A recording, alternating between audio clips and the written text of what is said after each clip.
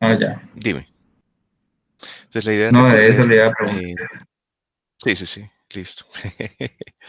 La idea es recorrer el capítulo 2, que pues yo estaba pensando en una posibilidad que también era leerlo, ¿no? Simplemente e ir comentándolo, aunque también eso lo hace más largo.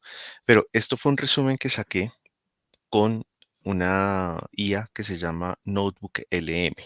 Entonces, Notebook LM, uno le sube el texto y le puede pedir que le haga bullet points, que le haga resúmenes, que le haga, en fin. Entonces, yo le pedí que me hiciera lo más detallado posible y con base en eso, pues, construí estas diapositivas. Entonces, la idea es simplemente ir recorriéndolas pues, sin más. Entonces, este capítulo segundo de Turneke, o Turneke, no sé dónde irá la acentuación, se refiere al pensamiento y lenguaje humano. Y pues vamos a ir viendo, ¿no? Una serie de cosas al respecto. Lo primero es que el pensamiento es un fenómeno oscuro para la mayoría de nosotros. El pensamiento ocurre, pero realmente no tenemos como mucha claridad de qué es lo que está pasando cuando estamos pensando. Y allí tenemos ideas, tenemos palabras, tenemos frases, tenemos imágenes, ¿no? Hay un montón de cosas, pero el proceso nos resulta como un poco extraño, a menos que estemos ya un poco entrenados en ello.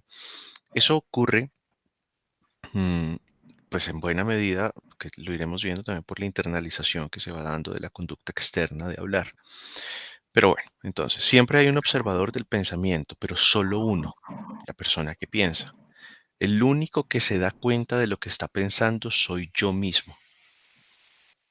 El otro no puede entrar en mi mente, nadie puede leer la mente. De pronto se puede deducir, de pronto se puede inferir algo, pero no se puede entrar directamente en la experiencia subjetiva de lo que la otra persona está pensando.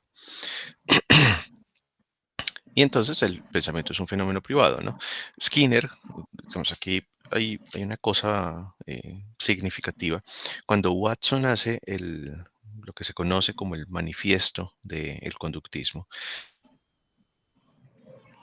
una de las cosas que hace es rechazar la introspección como mecanismo de investigación, que era algo que se estaba utilizando en la psicología experimental en Leipzig, ¿no? En el laboratorio de Wundt.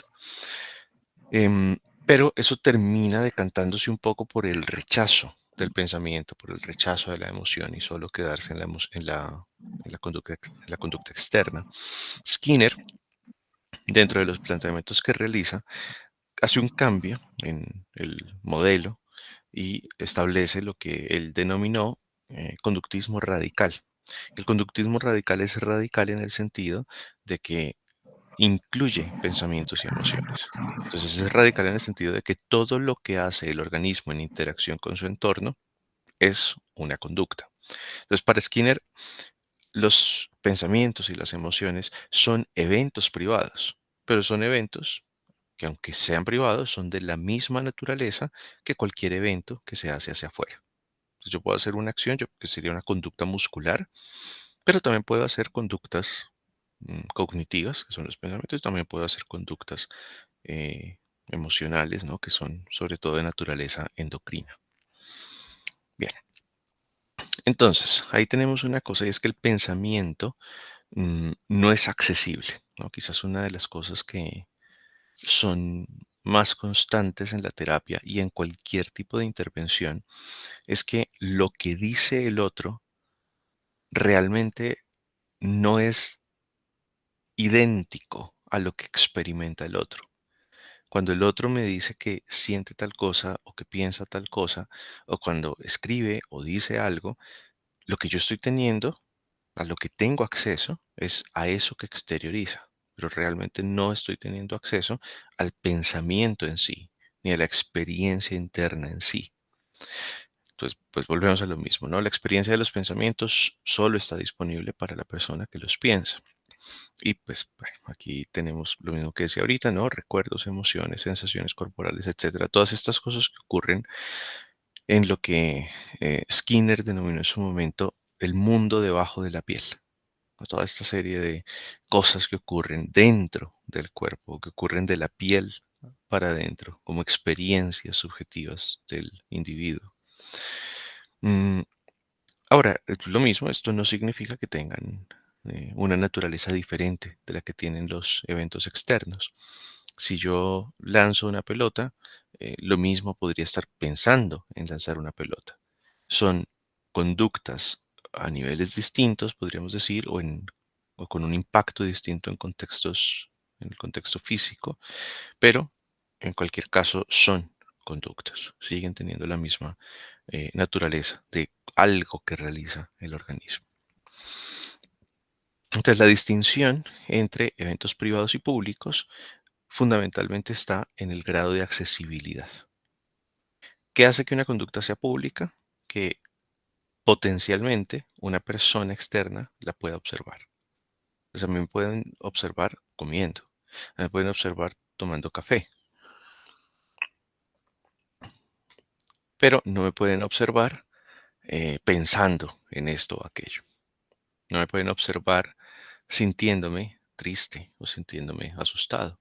Pueden observar expresiones externas de esas emociones, pero no pueden observar la emoción en sí. Entonces, el único que puede ser consciente de mis pensamientos y el único que puede ser consciente de mis emociones soy yo mismo. Esa es la única diferencia, ¿no? La conducta hacia afuera es observable, no necesariamente observada, pero es observable por otras personas. La conducta interna es solo observable por mí. Pero eso es simplemente un evento interno. Pues la lógica skinneriana es, se analiza en los mismos términos que se analiza una conducta externa. No requiere un nivel de análisis diferente, sino que son iguales. Dentro de todo esto, naturalmente, por nuestra experiencia, pues asumimos que en los demás también están presentes esos eventos privados. Entonces, de ahí surge algo que se solía conocer, se suele conocer todavía, como la teoría de la mente. Uno genera una teoría de la mente respecto del otro, que es donde uno atribuye emociones, intenciones, deseos, ¿no? En una interacción con ese otro. Yo me imagino que el otro tiene una mente como la mía y que en esa medida pues tiene los eventos internos que tengo yo o algunos eventos internos parecidos, dependiendo de los contextos en los que se encuentre. Bien, el fenómeno del pensamiento tiene una posición destacada en cómo entendemos hoy al ser humano como cognición. Mm, y claro, pues mucho de esto tiene que ver con cómo terminamos comprendiendo el comportamiento de las personas, porque hay una tendencia a atribuirle causalidad a esos pensamientos.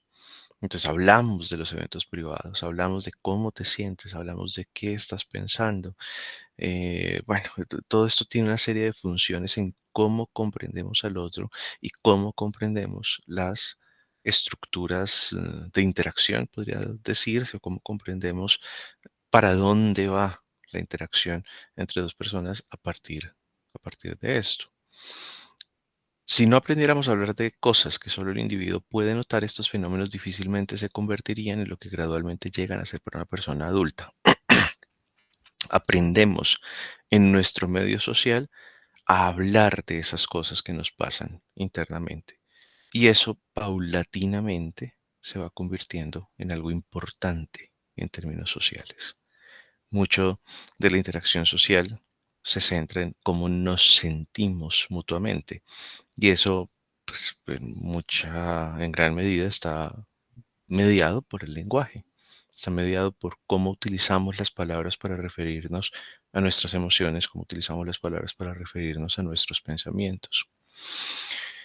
Bueno, el hecho de que hagamos cosas conjuntamente en conexión con estos fenómenos internos les confiere una función para nosotros. Quizás esto tiene una relación con otra cosa en la que Skinner insistía, y es que la emoción no es causa de la acción, sino que la emoción es correlativa a la acción. Cuando ocurre un estímulo discriminativo en un contexto antecedente específico, se abre una baraja de cosas, de acciones, digamos, de conductas en mi organismo, algunas de ellas endocrinas, otras neurológicas, otras musculares, que obviamente están integradas entre sí. ¿No? Las aislamos para efectos de análisis, pero realmente están integradas entre sí. Y entonces hacemos cosas en conexión con esos fenómenos internos. Estoy actuando de esta manera porque estoy enojado, estoy actuando de esta manera porque estoy triste, estoy actuando de esta manera porque, ¿no? Y entonces le atribuimos, conectamos esa acción externa con lo que está ocurriendo con nosotros. Y de esa manera les vamos confiriendo unas funciones a esos eventos. Mm, Estos fenómenos adquieren un lugar central en el comportamiento humano precisamente a través de principios de aprendizaje conocidos. Bueno, claro, ahí tenemos reforzamientos, ¿no? Reforzamientos y castigos como elementos fundamentales que hacen que algo, pues, adquiera una función o a través del relacionamiento del emparejamiento pavloviano, que pues hace que estando presente un estímulo junto con otro estímulo que se presenta, bueno, hay una serie de mecanismos para ello y algunos tendrán más eficacia que otros, se emparejan y entonces uno de ellos elicita la respuesta que habría elicitado el otro, ¿no? Entonces, en términos pavlovianos, pues clásicos. Entonces, se puede por cualquiera de las dos vías. Entonces, aprendemos a hablar sobre los eventos privados. Aprendemos a decir cosas sobre nuestras emociones, aprendemos a decir cosas sobre nuestros pensamientos y eso mismo influye en cómo van evolucionando. Y bueno, tenemos esa experiencia de evento privado y de algún modo uno podría pensar se genera una tensión entre la privacidad del evento, que implica la inaccesibilidad para otros, y el hecho de que nuestro entorno social refuerza que hablemos de ello. A nuestro entorno social le importa cómo es esa experiencia interior de los sujetos, de los individuos que están allí. Entonces, la comunidad refuerza a los niños para que hablen sobre sus eventos privados y ese es el primer aprendizaje que hay al respecto. Entonces, por supuesto, a medida que se felicita al niño por expresar sus emociones, por expresar sus pensamientos, o por hacer, por decirlo de esta manera, por hacer accesible sus eventos privados, entonces se va convirtiendo en un mundo importante, el mundo interior, el mundo debajo de la piel, a través de estas contingencias de refuerzo. Bien, esta es la primera parte, que es la parte de generalidades. Vamos ahora a profundizar un poco más en conducta verbal. Entonces, en conducta verbal hay una serie de cosas. Ahora vemos los tipos de conducta verbal, pero Skinner pone un gran énfasis en que es muy importante el asunto del reforzamiento indirecto en vez de un reforzamiento directo.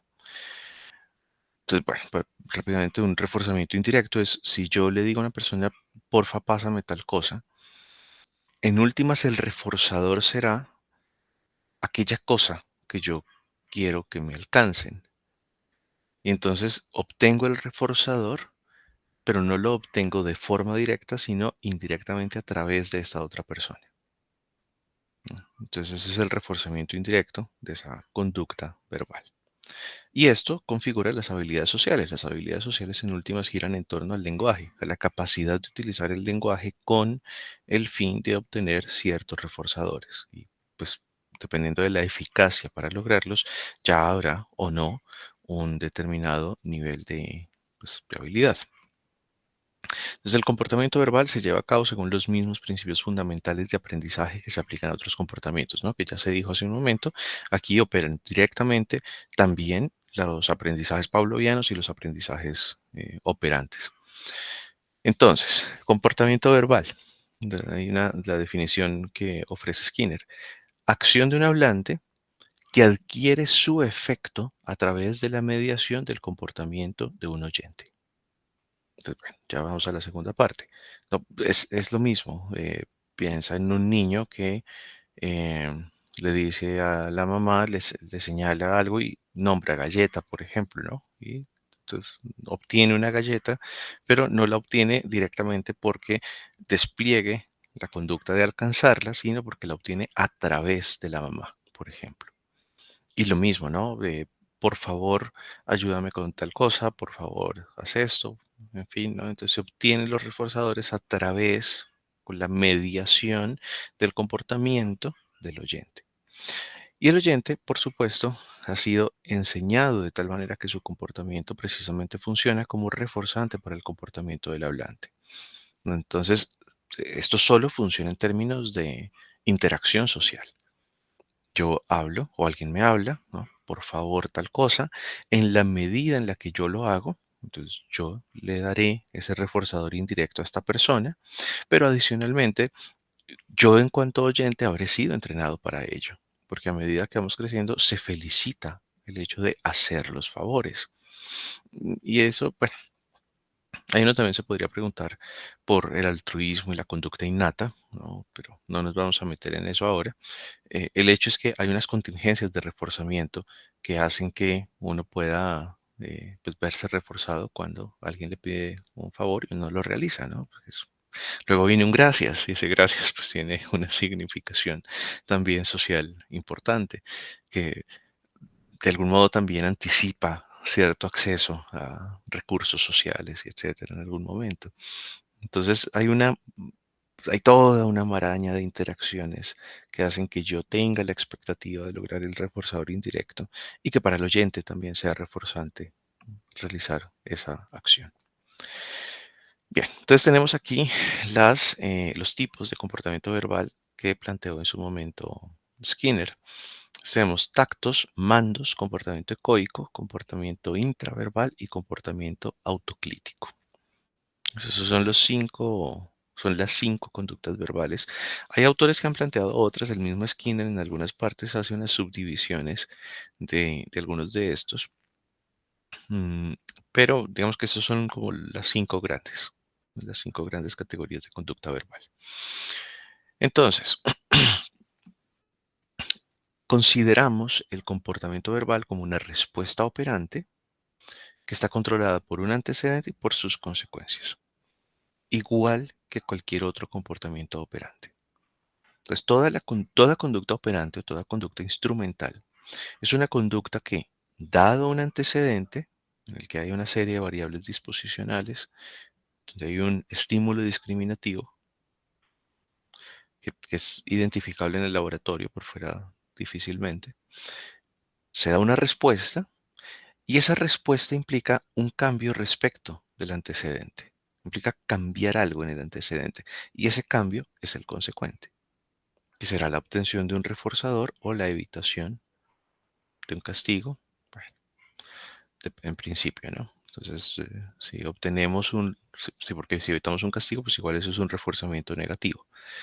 Pero igual dependiendo de las circunstancias, pues el castigo tendrá otras funciones y entrará en contacto con reforzamientos alternativos, etcétera. Pero lo importante aquí es que tenemos esa estructura, antecedente, respuesta, consecuente. Dado un antecedente, se emite una respuesta, en este caso una conducta verbal, y tenemos un consecuente, que para estos efectos pues será el reforzador. Estas diferentes respuestas, bueno, en inglés es ABC, ¿no? Antecedent Behavior Consequence. En español pues se suele utilizar antecedente respuesta RC, antecedente respuesta consecuente. Pero estas distintas respuestas se distinguen por las relaciones entre la forma y la variable antecedente o consecuente que controla la respuesta. Ya vamos a ver cada una de ellas cómo se estructura en esos términos. La forma que toma la respuesta y su relación con antecedentes y consecuencias es la base para la clasificación de las operantes verbales. Entonces, ¿qué hace que algo sea un tacto, un mando, un comportamiento código, un intraverbal o un autoclítico?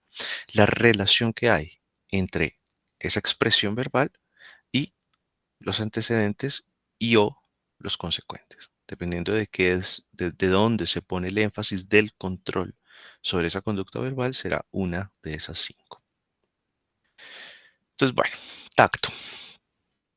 El tacto está controlado por un estímulo precedente, o sea, por el antecedente, que es el estímulo que está siendo tactado. Entonces, el tacto podría llamarse, digamos, tacto en el lenguaje técnico skinneriano, pero un tacto puede identificarse con una descripción. Entonces, yo tacto no es tacto de palpar, que también puede incluirlo, sino que en términos generales un tacto es la descripción que se hace, es una conducta verbal descriptiva. Entonces, yo puedo decir silla cuando hay una silla presente, ¿no?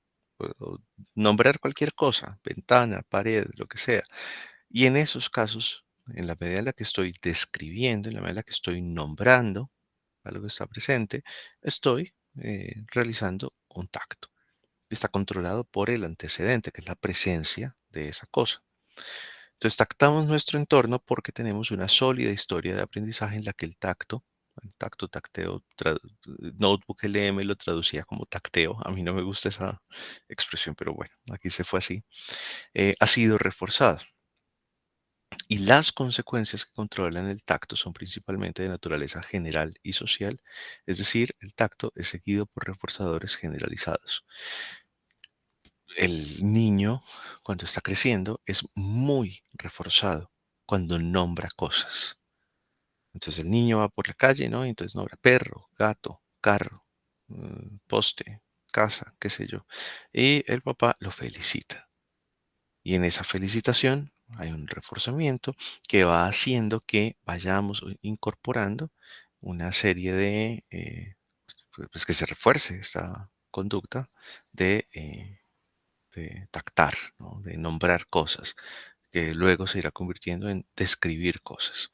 Claro, incluso si faltara esa felicitación, lo cierto es que la capacidad de nombrar cosas es lo que permite obtenerlas, facilita mucho obtenerlas, ¿no? Si el niño simplemente señala cosas, hay un gran salto de ahí a que las nombre. Cuando las nombra, la posibilidad de que llegue a adquirirlas es mucho mayor y por esa vía también se refuerza el tacto. Entonces, bueno, de lo que decía ahorita, describir, contar, referirse a, ¿no? Pero pues bueno, son términos imprecisos, obviamente dependerá también de cada contexto. Mm, y una de las cosas importantes es que el tacto ideal está completamente controlado por el estímulo que lo precede. ¿Eso qué significa? Que un tacto ideal, un tacto completo, un tacto que no es más que un tacto, que no está, por decirlo así, contaminado de otras conductas verbales, es un tacto que simplemente describe. Eso es extremadamente complicado, es extremadamente difícil, porque usualmente mezclamos con la descripción juicios que hacemos al respecto. Y esa es una de las cosas más difíciles también en términos de terapia, en términos de lo que tiene que aprender una persona a realizar. Es muy importante que una persona pueda describir, por ejemplo, sus experiencias emocionales sin calificar sus experiencias emocionales. Por eso muchos de los ejercicios en aceptación y compromiso se orientan a imaginar cómo se vería la emoción y a tratar de describir cómo se siente sin juzgar esa emoción. Que igual también se podrán evaluar los pensamientos y los juicios que se hacen, pero es muy importante poder tactar adecuadamente, poder tactar sin juicios ulteriores. Bueno, en un contexto cotidiano diríamos que un tacto objetivo corresponde al objeto referido, ¿no? Entonces, si yo digo ventana es porque hay ventana, mm, en fin, decía Aristóteles, verdad es decir de lo que es y de lo que no es, ¿no? Esa es como la expresión fundamental del tacto, es describir de forma directa, sin afirmaciones que vayan más allá de lo que constituye esa realidad que se pretende expresar. Skinner escribió también sobre tactos distorsionados o impuros, que son estos, ¿no? Que, en los que se comienzan a mezclar cosas. Entonces yo describo, yo nombro, pero estoy exagerando o estoy incorporando una serie de juicios que distorsionan mi descripción o bueno, ¿no? Entonces el tacto deja de serlo porque entonces está mezclado con otras cosas. Y por supuesto, está el concepto de la mentira, que sería una declaración presentada como tacto. Estoy diciendo que la realidad es de una manera específica, pero en realidad, valga la repetición, está controlada mi conducta verbal por algo completamente diferente. No estoy describiendo, no está controlada por el antecedente que luego estoy nombrando, sino que pues el control es otro. Quizás una expectativa de engañar para lograr alguna otra cosa y tal. Bien. Segundo, mando. Vamos con los mandos. Entonces el mando es una respuesta verbal controlada por operaciones antecedentes y reforzadas. Entonces aquí tenemos la operante completa, ¿no? Tenemos antecedentes, emito el mando en el contexto de esos antecedentes y se refuerza por una consecuencia específica. Y normalmente los mandos van a ser órdenes o solicitudes. Dependiendo del tipo de relación, ¿no? Entonces un superior le dirá a su subordinado, haz tal cosa. O si es muy amable, pues le dirá, por favor, haz tal cosa, pero igual será una orden. O una solicitud, ¿no? Entonces un amigo le puede decir a otro, por favor, présteme dinero. O por favor, présteme ese libro, qué sé yo. Un hijo a una mamá, ¿no? Le puede pedir permiso, por favor, tal cosa. Bueno, entonces en esos casos tenemos órdenes o solicitudes, ambos se identifican como mandos. Y en estos casos la consecuencia está especificada en la respuesta verbal misma. Cuando yo emito la respuesta verbal, en mi conducta verbal está incorporado aquello que quiero obtener. Está incorporado aquello que quiero que se realice. Entonces, pues ya depende de la relación con el otro que yo logre ese reforzamiento en mi conducta verbal. Entonces, bueno, aquí tenemos solicitudes, demandas, hacer preguntas, levantar la mano. Y esto, mm, aunque suena un poco raro, tiene la implicación de que conducta verbal no es solamente lo que se articula, sino que conducta verbal es algo que en esa interacción, una interacción del lenguaje, cumple con las funciones que corresponden a cada uno de los tipos de conducta verbal. Entonces, el acto, el tacto, ¿no? El acto, la acción que consiste en emitir un tacto o que consiste en emitir un mando, se define por su función, no por su topografía. Por ejemplo, un niño puede señalar, o un adulto puede señalar, y puede decir ventana, habiendo una ventana. Si eso es puramente descriptivo, eso es un tacto.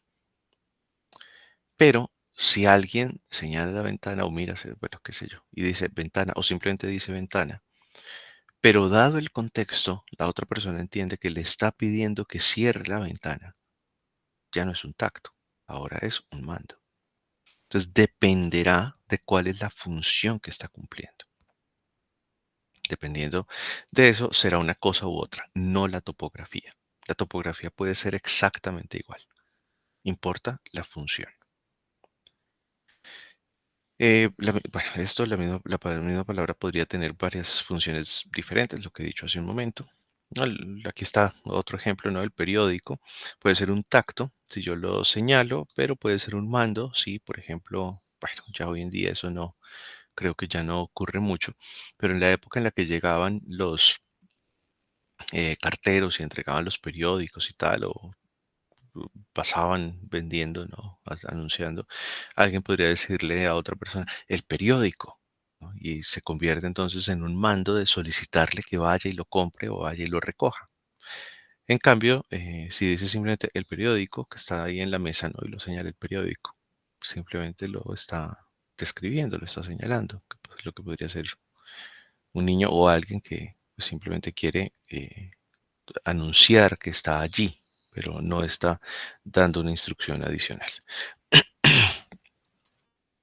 Siguiente, ecoico, comportamiento ecoico, tiene un antecedente que es topográficamente idéntico a la respuesta. Entonces, a ver, es muy importante en el desarrollo del lenguaje en la infancia. Entonces, el niño oye que los adultos dicen ciertas cosas, sus cuidadores dicen ciertas cosas, y él va adquiriendo esas palabras y las repite. Y entonces hace eco, es literalmente hacer eco. Entonces, por eso el antecedente es topográficamente idéntico a la respuesta, porque qué sé yo, la mamá dice sopa y entonces el niño dice sopa o comienza a intentar decirlo y en ese intentar decirlo va generando una capacidad de utilizar esa palabra posteriormente, pero se va entrenando en repetirla de forma exacta. Esto también es muy significativo para el aprendizaje de idiomas estando un adulto. Hay que repetir muchas veces las palabras. Entonces uno escucha que se pronuncian de tal manera, las imita, ¿no? En esa imitación hay un comportamiento ecoico. Lo mismo posiblemente cuando uno esté memorizando conceptos. Entonces, pues claro, eh, depende, ¿no? Porque igual ya para la edad adulta se ha aprendido a eh, conocer el sonido que tienen unas grafías, pero es perfectamente posible que se escuche que alguien dice algo, ¿no? El profesor dice una palabra, el profesor dice antecedente, respuesta consecuente, entonces uno interiormente antecedente, respuesta consecuente y lo repite. Y en ese repetirlo, en ese hacer eco, se lo va aprendiendo. Eso es muy importante para el desarrollo de ese, del aprendizaje temprano del lenguaje, pero también del aprendizaje tardío o posterior de cualquier lenguaje adicional, ¿no? Como los lenguajes técnicos o como otros idiomas. Bueno, aquí está, el comportamiento ecoico sigue siendo un comportamiento verbal importante a lo largo de la vida, ¿no? Cuando repetimos silenciosamente algo que acabamos de escuchar. Y hay otros comportamientos verbales que se parecen al ecoico y que de alguna manera hacen parte de él en distintos niveles. Entonces aquí tenemos estos tres, que serían estos otros tres comportamientos subecoicos o parecidos al ecoico, dependiendo de cómo se quiera ver.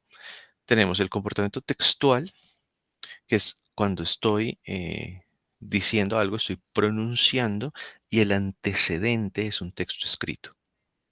Naturalmente el consecuente será un reforzamiento de alguna naturaleza, ¿no? Por ejemplo, le estoy leyendo a una persona, entonces estamos pasando un rato juntos y tal, y se vuelve significativo.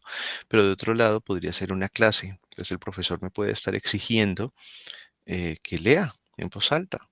Y entonces el reforzador será, si es positivo, una buena nota, si es negativo, la evitación de una mala nota, por ejemplo, o ambos. Eh, entonces leer en voz alta, ¿no? Antecedente, texto escrito, respuesta, articulación. El siguiente es tomar dictado. Entonces, en tomar dictado, que sería el opuesto al comportamiento textual, alguien pronuncia y yo anoto.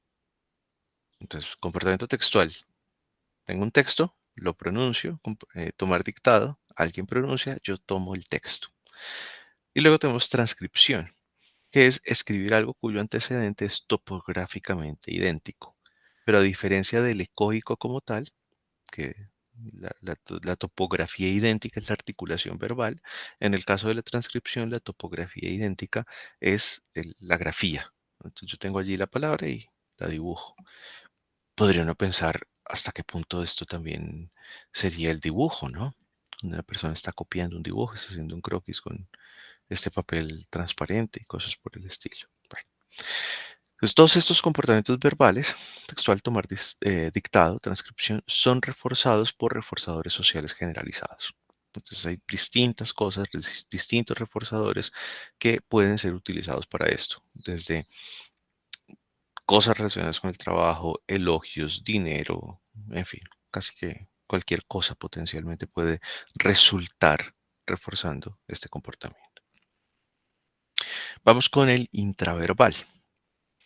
En el comportamiento intraverbal, el antecedente es otro comportamiento verbal, pero a diferencia del ecoico, la topografía no es la misma, ¿no? En el ecoico, eh, alguien pronuncia una palabra y la otra persona la repite, ¿no? Es la misma palabra.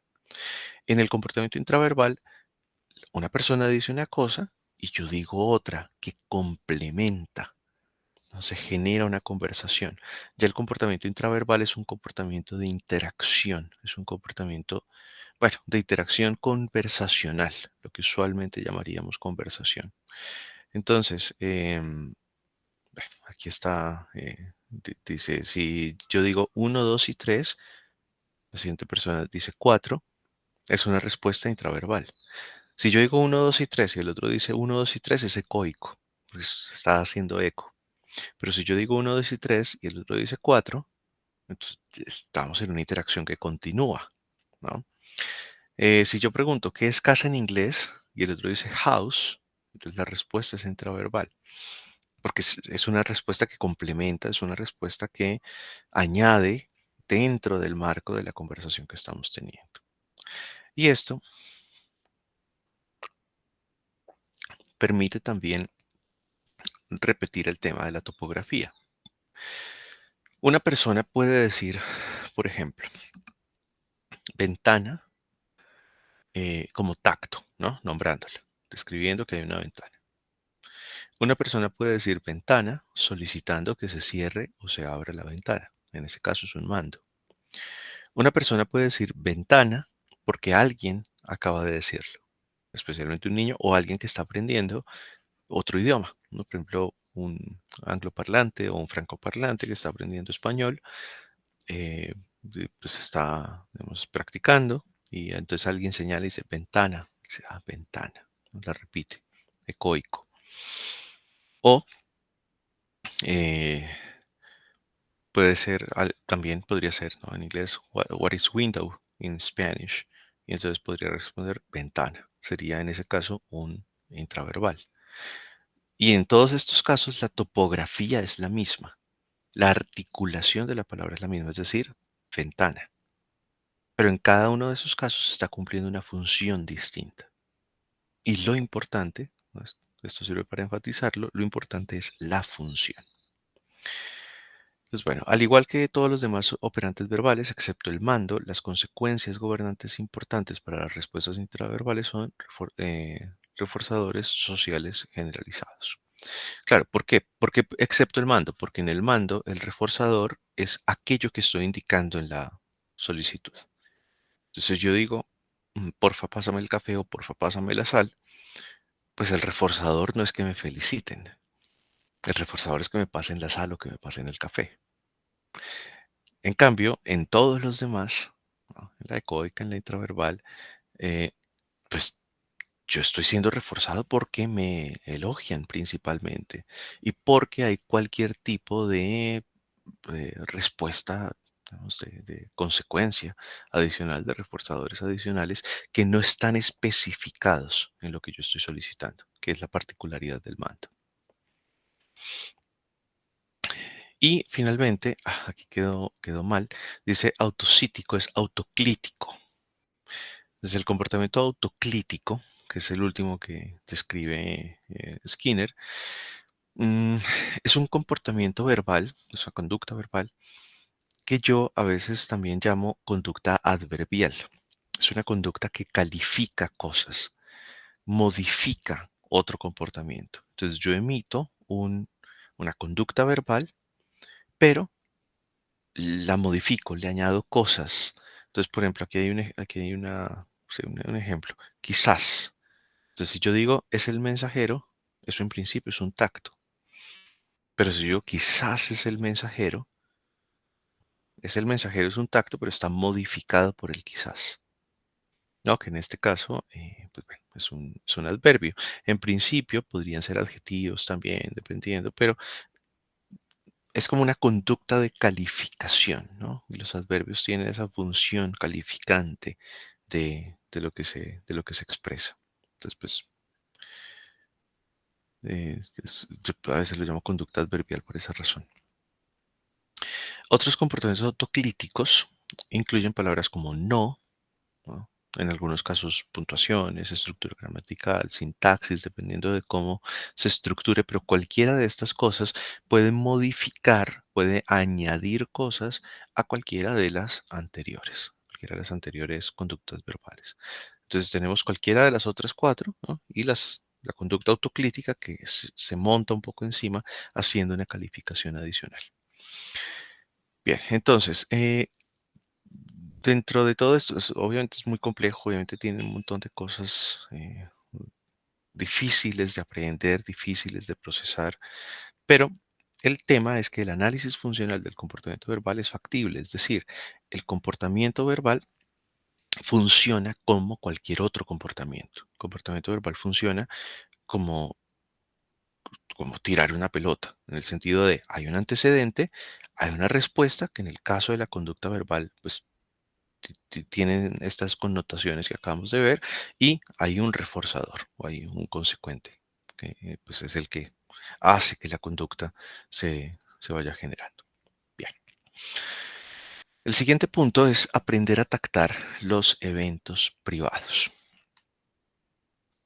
Entonces, aprendemos a hablar de los fenómenos internos, ya lo había señalado hace un momento, aprendemos a hablar de los fenómenos internos, de los eventos privados, porque en nuestro entorno social se va reforzando esta conducta que consiste en hablar, en tactar, en describir lo que ocurre en nuestro mundo interno. Entonces, una persona, pues que un adulto que está en contacto con el niño, como decíamos hace un momento, pues estos son eventos privados, no tiene acceso a la interioridad del niño, no tiene acceso a la experiencia subjetiva del niño. Entonces, eso también genera una dificultad en el proceso de aprendizaje del niño, en el tacto de sus propios fenómenos. Es, es más fácil un tacto cuando se señala que eso es un carro azul, porque se está viendo. O sea, la experiencia perceptual mía y del niño son muy parecidas y recaen directamente sobre el mismo objeto. En cambio, cuando ese tactar recae sobre los eventos internos, pues eso se vuelve bastante difícil. Entonces, Skinner pues también se planteó distintas maneras en las que era posible ir reforzando paulatinamente ese tacto de los eventos privados en los niños. Entonces, una forma de hacerlo es observando eventos paralelos o eventos eh, que son esperables junto con eso. Entonces, si se ve que el niño tiene una pequeña hinchazón o que tiene un salpullido o algo por el estilo, es razonable asumir que le duele. Y entonces se pueden utilizar palabras o expresiones que le van señalando al niño que cuando tiene esa experiencia se pueden utilizar para transmitirle a otros lo que está sintiendo o lo que está experimentando. Eh, Otros fenómenos accesibles son eventos que sabemos que normalmente producen sentimientos. Entonces, por ejemplo, si alguien actúa de forma agresiva, de forma amenazante, pues es normal que yo sienta miedo, ¿no? Que yo sienta aprensión. Entonces puedo asumir que el otro, que los demás también sienten esa, eh, también experimentan esa sensación. Y en esa medida voy utilizando las palabras para que el niño vaya adquiriendo un lenguaje que le pone nombre a esas emociones. Al haber aprendido a tactar nuestro propio mundo privado, usamos nuestras experiencias y asumimos que el niño experimenta algo similar a lo que nosotros experimentamos. Entonces, nuestra experiencia sirve para los nombres que usamos, se los atribuimos y de esa manera se enriquece su capacidad de contacto con ese mundo interior. Los padres pueden tactar emociones de forma problemática si sus emociones no siempre corresponden con las del niño. Mm, Esto es algo, y esto es un poco extraño citarlo aquí, pero del psicoanálisis ha surgido un modelo que es el de la terapia basada en mentalización, que es un modelo muy bonito en general. Y una de las cosas que plantea uno de los principios de la mentalización es hipotetizar al otro, hipotetizar el estado emocional del otro, pero saber que nunca tengo acceso a la subjetividad del otro. De suerte tal que me cuido mucho de la certeza absoluta sobre el estado del otro. Tengo mucho cuidado con la certeza sobre las intenciones del otro, sobre los deseos del otro, sobre los sentimientos del otro, porque no tengo acceso eh, a su subjetividad. Y es esto a lo que va, ¿no? Entonces es perfectamente posible que el tacto que el padre plantea se plantee mal, porque es que mi experiencia no es la que tiene el niño. Y lo mismo, ¿no? Que la hipótesis que yo puedo tener respecto de lo que está experimentando otra persona en cualquier momento no coincida porque es que yo no tengo acceso a su subjetividad. Entonces, tengo que tener cuidado con eso, ¿no? Una cosa, tengo que hacerlo en cualquier caso. Socialmente es sumamente importante que tengamos esa capacidad de nombrar, compartir estas experiencias emocionales, pero debo tener cuidado con la certeza que me puedo montar al respecto, porque esa subjetividad del otro es un misterio para mí hasta cierto punto. Entonces nunca tengo acceso directo a ella. Bien, otras formas de aprender a hablar de los eventos privados. Entonces aquí tenemos el observar fenómenos paralelos, ¿no? Cosas que nos parece razonable por cómo se ven, cosas que nos parecen razonables por cómo las experimentamos en general. Y el otro es utilizar acciones que son observables tanto para el niño como para uno. Entonces el niño aprende gradualmente a hablar de acciones similares propias que luego solo son observables para él. Mm, no sé si aquí hay una explicación más, no. Mm, es el uso de expresiones metafóricas. Entonces es observable para el niño como para otros. Un ejemplo es el hormigueo. Entonces, se me durmió la pierna. Se me durmió la pierna es una metáfora curiosa, ¿no? Porque las sensaciones de hormigueo es de tengo un montón de hormigas en la pierna. Realmente es eso lo que se suele sentir. Entonces, si ambos, si el niño y yo, podemos observar que hay unas hormigas y que las hormigas caminando sobre la piel se sienten de tal manera, es posible después que se utilice el es como si hubiera hormigas caminando por mi pierna o por mi brazo. Y ese hormigueo es lo que permite que se pueda compartir cómo se siente. O cuando los médicos preguntan por el tipo de dolor, si es un dolor punzante o si es un dolor sordo, es una expresión que usan a veces, ¿no? Son distintos tipos de dolor. Y ninguno de ellos es estrictamente lo que está ocurriendo, pero sirve para transmitir información sobre cuál es la experiencia subjetiva que se está teniendo en ese momento. Y esto es lo que va permitiendo que se desarrolle esta conducta de pensar, ¿no? Porque, bueno, uno ahí podría eh, morigerar un poco quizás la exactitud del lenguaje al respecto, pero para Skinner hablar es pensar pasito. Entonces, en la medida en la que yo voy aprendiendo a utilizar palabras, voy aprendiendo a utilizar metáforas, ¿no? Y eso se va internalizando. Entonces, yo aprendo a pensar, pero aprendo a pensar en la medida en la que adquiero lenguaje. Y sobre esto hace pues también lo que llamo recuerdos, que, bueno, ese es otro tema eh, sobre la confiabilidad de los recuerdos y, en fin. Bueno, para tactar las propias acciones, la acción del niño debe ser un estímulo discriminativo para el comportamiento verbal y este último es reforzado por el entorno. Entonces, estímulo discriminativo, la acción. Entonces, aquí está el ejemplo.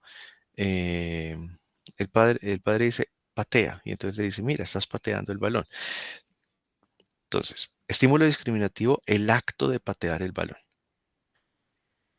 Tacto, que sería la conducta verbal en este caso, describir el antecedente. Describir, estás pateando el balón. Consecuente, la satisfacción, la felicitación y en general los reforzadores sociales que pueden estar allí asociados. Entonces, el tacto de acciones contribuye a un aumento de la habilidad para tactar eventos privados, que decíamos hace un momento. En la medida en la que, además porque son lo mismo, ¿no? Conductas externas, conductas internas, conductas públicas, conductas privadas, eh, en todo caso, también lograr practicar y desarrollar la habilidad de describir esos eventos externos facilita también el uso de metáforas y el uso de distintas estrategias de lenguaje para describir lo que ocurre dentro de uno. Es una acción que inicialmente es pública, puede cambiar para que ya no sea accesible para otros, aunque siga siendo accesible para la persona. Pues, paulatinamente, Esa es la otra cuestión de cómo vamos aprendiendo a pensar. Paulatinamente, por ejemplo, la conducta de expresar todo, la conducta de contar en voz alta, va dejando de ser reforzada. Pero es una conducta que puede ir volviéndose autorreforzante en la medida en que mm, pues, puede cumplir distintas funciones para el sujeto. Entonces, este comportamiento persiste, pero comienza a persistir de forma silenciosa. Y entonces vamos aprendiendo a leer en voz baja, a contar en voz baja, a hablar en voz baja, a reflexionar en voz baja, o sea, mentalmente. Entonces ese lenguaje que originalmente es tan externo, tan exteriorizante, se va paulatinamente convirtiendo en una conducta privada. Y esa conducta privada que pervive por toda la vida es el pensamiento, ¿no? La voz también con la que uno piensa usualmente, ¿no? Y toda esta cuestión de hablar con uno mismo, ¿no? Y de reflexionar al respecto. Pues es una acción de pronunciar, pero solo pronunciar en cuanto a conducta privada, en cuanto a evento interno. Em, por supuesto, esto es incompleto, uno puede meter en pensamientos y pensar muchas más cosas, ¿no? Hay un montón de cosas más complejas, pero hay una buena aproximación y es una aproximación muy útil al pensamiento en cuanto al lenguaje no observable por otros. Otra cosa crucial al respecto es que mm, como pensar es una acción, ¿no? Que en muchas cosas se asemeja a hacer lo que estamos pensando, ¿no? Un ejemplo clásico es si tú te imaginas y te concentras en ello y te imaginas una manzana verde, ¿no? Y te imaginas mordiéndola. Tú puedes imaginar desde el sonido hasta la textura, el sabor, es a veces incluso posible imaginar el olor. Todas estas cosas hacen que pensar en algo sea muy parecido a la acción misma. Y entonces, pues esto es muy importante también, además de las reglas verbales que se incorporan, que ahora vamos a ello, es muy importante también para poder predecir e influir en el comportamiento, que es algo que al menos a nivel terapéutico importa mucho. Bueno, de otro lado, predecir e influir es lo que Skinner determinó en su momento que era la función o el objetivo de la ciencia. Uno no necesariamente tiene que estar de acuerdo con ello. Hay un gran conductista que es John Staddon que claramente no está de acuerdo con ello. Pero, digamos, sí es cierto que ese es el objetivo en términos terapéuticos o en términos de intervención, que no es distinto en términos de interacción organizacional o comunitaria. Al final, se quiere predecir e influir el comportamiento humano. Entonces, pensar en hacer algo realmente utiliza las mismas partes del cerebro que la acción real. Sobre eso hay estudios, ¿no? Ese es el tema con la visualización. Por ejemplo, si alguien se visualiza haciendo ciertos ejercicios, los gimnastas, los pianistas, es perfectamente posible. No es exactamente igual, pero sirve mucho visualizar lo que se pretende hacer. Y en efecto, a nivel de corteza cerebral, la corteza motora tiene unas activaciones que son análogas, son prácticamente iguales a las activaciones que se tienen cuando en efecto se está realizando la conducta. Pues ese es el poder del pensamiento. O sea, pensar tiene un impacto que es análogo, que es y a nivel cerebral es casi el mismo que la realización externa de las conductas y pues eso hace que sea de gran relevancia para cualquier intervención que se pueda realizar. Y tiene muchas ventajas, ¿no? Entonces tenemos la acción privada de pensar, tiene una ventaja importante aquí, es que puedo realizar en la imaginación las cosas sin enfrentar las consecuencias de la acción externa. Por ejemplo, en la exposición. Una persona que tenga, no sé, miedo a las arañas, una de las cosas que puede comenzar a hacer es imaginarse las arañas y se expone a las arañas en su imaginación. O se expone al miedo a los ascensores en su imaginación, o al miedo a los aviones en su imaginación, o al miedo a hablar en público en su imaginación. No va a ser igual, pero tiene un impacto, porque tiene un impacto tanto en, podríamos decir, en la gestión de las expectativas, por tanto, en la gestión de los reforzadores esperados, ¿no? Imaginarse uno dando un discurso y recibiendo los aplausos puede ser útil para vincular el hablar en público con recibir aplausos. Pero adicionalmente porque también tiene un impacto en el sistema nervioso, tiene un impacto en la corteza cerebral relacionada con este tipo de cosas. Y en esa medida facilita que posteriormente se pueda realizar esa intervención o esa conducta hacia afuera, ¿no? Entonces es una forma de probar y practicar. Es una forma de hacer ensayo y error sin exponerse excesivamente. Todo lo que se hace, por ejemplo, cuando se plantean estrategias es eso, ¿no? Si vamos a cazar un mamut, vamos poniéndonos hace 300.000 años, una cosa es ir a cazar el mamut a secas y otra cosa es tratar de hacer una estrategia y decir, bueno, si vamos por aquí va a pasar esto y el animal va a hacer esto y entonces usted va y ataca por este lado. Entonces, facilita exponernos y facilita anticipar qué puede pasar y gestionar las circunstancias, ¿no? Resolver problemas. Todo el asunto de resolución de problemas tiene que ver con imaginarse cuáles son las cosas que van a ocurrir e ir eligiendo pasos dependiendo de lo que se va viendo que es razonable, sin necesidad de exponerse de forma directa, sino exponiéndose a nivel de imaginación. Y esto, por supuesto, tiene un impacto brutal en la capacidad de supervivencia que nosotros tenemos, ¿no? La capacidad de planeación hacia el futuro, de revisión de distintos pasos en el pensamiento. Es una cosa que ha influido muchísimo en el desarrollo de nosotros como especie. Entonces dice, la secuencia del aprendizaje es, hacemos algo, aprendemos a hablar sobre lo que estamos haciendo, y aprendemos a hablar sin emitir sonidos. Entonces, de nuevo, hacemos algo. Ese hacemos algo puede ser tanto patear una pelota como pensar tal cosa, como sentir tal cosa. Luego aprendemos a hablar sobre lo que estamos haciendo. Describimos eso que ocurrió. Describo que pateé la pelota, describo que estoy pensando tal cosa, describo que estoy sintiendo tal cosa.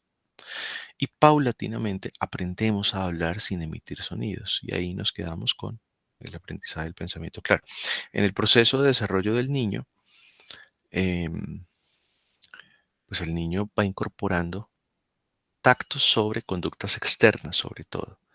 Y eso se va convirtiendo en el pensamiento.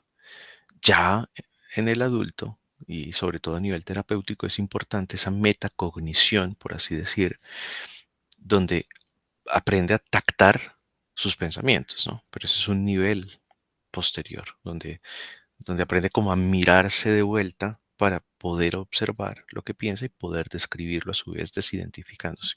Pero eso lo vemos después con un poco más de detalle. Entonces, cuando aprendemos a pensar con esos tres pasos, ¿no? Hago, hablo, aprendo a hablar sin emitir sonidos.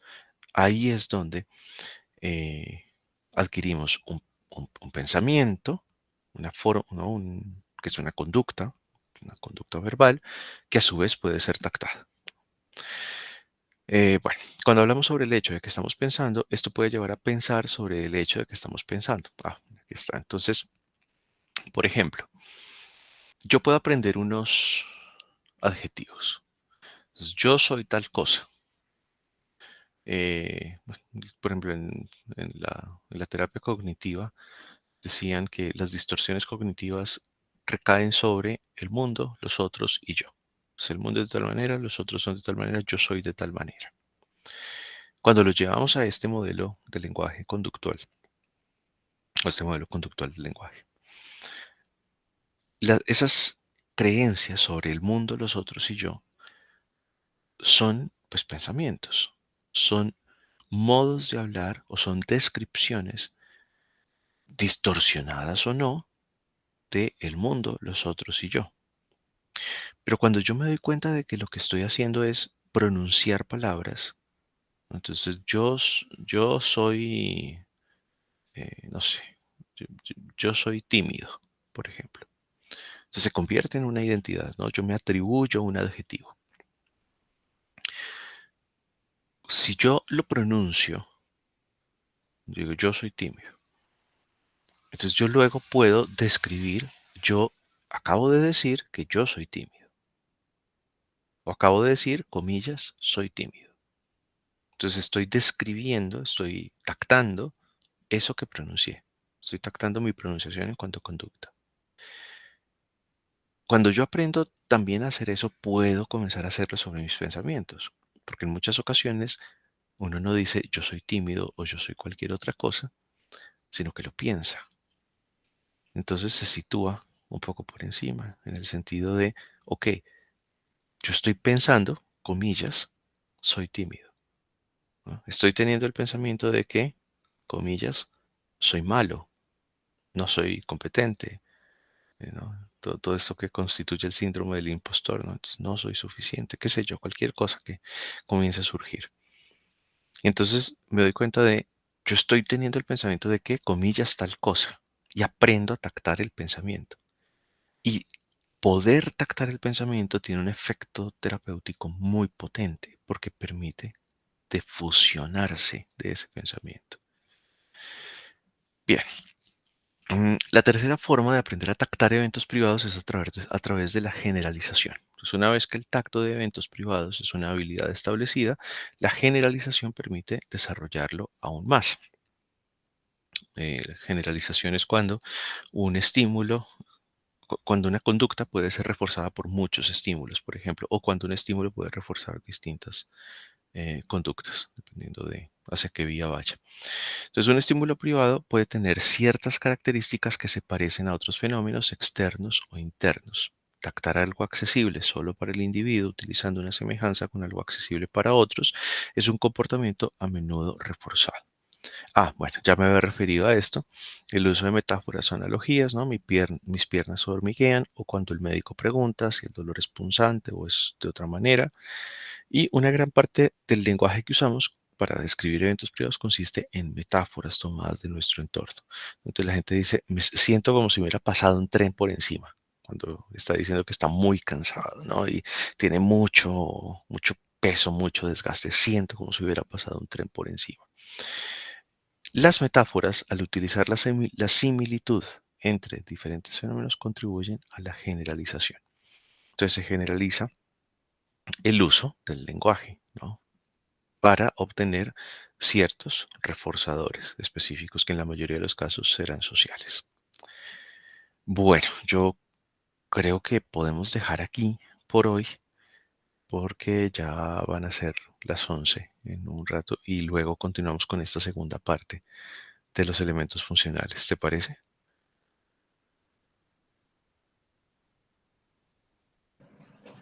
Sí, me parece De bien.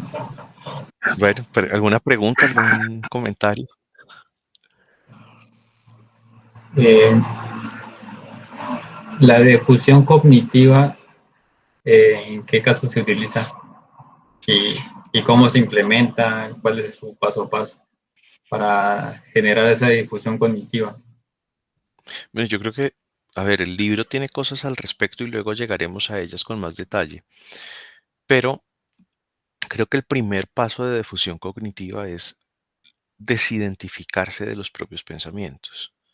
Y desidentificarse de los propios pensamientos, pienso yo que comienza con lograr tactar esos pensamientos. En la medida en la que tú puedes describir, pienso tal cosa, ¿no? Entonces, normalmente uno experimenta los pensamientos como algo muy propio, como algo que ocurre, uno se identifica con ellos, ¿no? Yo estoy pensando que tal cosa. Entonces es una cosa que está súper fusionada con el yo, por decirlo así. La defusión es defusionar el yo de ese pensamiento. Entonces es como, no, yo no estoy pensando, es como estoy teniendo el pensamiento de que tal cosa. O incluso, dependiendo de la persona, servirá más una cosa u otra, una parte de mí piensa, una parte de mí está teniendo el pensamiento de que tal cosa. Y ya ahí vienen pues los ejercicios como las hojas en la corriente, poner los pensamientos en las nubes, poner los pensamientos en carros, en transeúntes, pero siempre lo que implica en últimas es desidentificar el yo respecto de ese pensamiento. Y eso pasa por ser capaz de tactarlo, ¿no? Si yo no soy capaz de tactarlo, que es como extraerlo y ponerlo entre comillas, pues es muy difícil que pueda hacer lo demás, porque no logro identificar el pensamiento como algo distinto de mí. Y es eso, de fusiones, pues de fusionar, ¿no? O sea, fusión de fusión. Es mm, identificar el pensamiento como algo que no soy yo, aunque ocurra dentro de mí. Entonces pienso que el primer paso es ese. El primer paso es poder decir, em, estoy teniendo el pensamiento de que, comillas, tal cosa, con la mayor literalidad posible, para que sea un tacto lo más puro posible. Y sobre esa base se puede construir la desidentificación. Listo, gracias. Me quedó un poco Bueno, más claro ese concepto. bueno, listo. Qué bueno, me alegra mucho. Bueno, entonces yo subiré esto y luego cuadramos la siguiente. Muchas Listo, muchas gracias. gracias.